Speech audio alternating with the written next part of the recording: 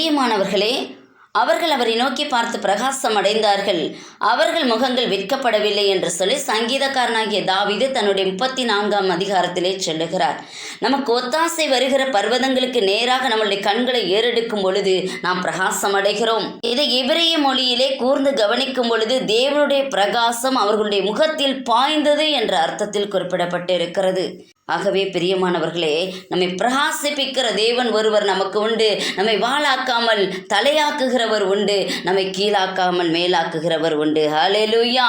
உலகத்திலே வந்து எந்த மனுஷனை பிரகாசிப்பிக்கிற ஒளியே அந்த மெய்யான ஒளி.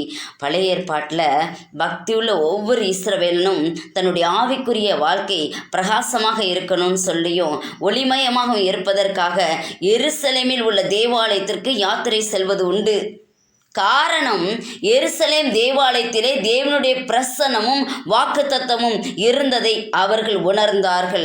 அந்த தேவ ஆலயத்தில் ஏறெடுக்கப்படுகிற ஒவ்வொரு ஜபத்திற்கும் என் கண்கள் திறந்தவைகளும் என் செவிகள் கவனிக்கிறதுமாய் இருக்கும் என்று சொல்லி கர்த்தர் சாலமோனோடு கூட உடன்படிக்கை செய்திருந்தார்.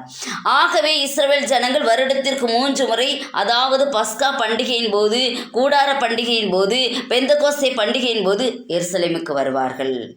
அவர்கள் அந்நாட்களிலே கர்த்தரை அன்போடு நோக்கி பார்ப்பார்கள். அது அவர்களுடைய முகத்தை மட்டுமல்ல, குடும்பத்தை மட்டுமல்ல, முழு வாழ்க்கையுமே பிரகாசிக்க செய்தது. ஹல்லேலூயா.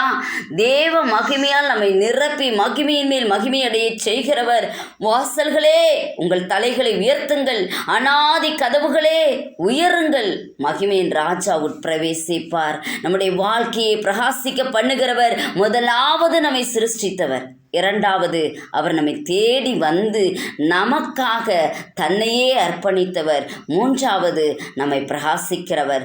உயர்த்தெழுந்த வல்லமையை நமக்கு தந்து மகிமையின் மேல் மகிமையடைய செய்கிறவர். ஹல்லேலூயா. நம் உலகத்திற்கு ஒளியாக இருக்கிறேன், என்னை பின்பற்றுகிறவன் இருளிலே நடவாமல் ஜீவ ஒளியை அடைந்திருப்பான் என்று சொல்லி நமக்கு வாக்கு பண்ணி இருக்கிறார். ஹல்லேலூயா.